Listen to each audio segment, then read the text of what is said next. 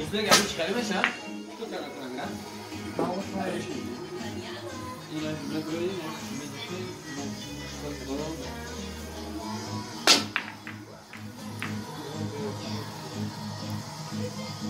بودش چخالی بشم این؟ حالا چی گفت تو؟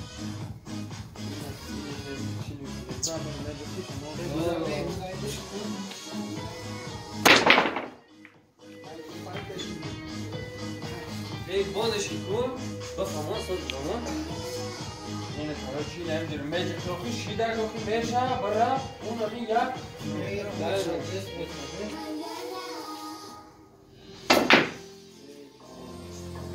یک بودش گیریم بفهمون صد شو بفهمون میره بذارم یکی مثل چیزی یکی تنکه میدونم Завтра в Вологодской области западной ветер 3 метра в секунду, переменная облачность без осадков. Область завтра днем от 4 до 11 градусов тепла, настоящей ночью в Вологде минус 24, میگم برا نخوی زیبت کدی ночью минус 1, днем 8, днем 10 со знаком плюс.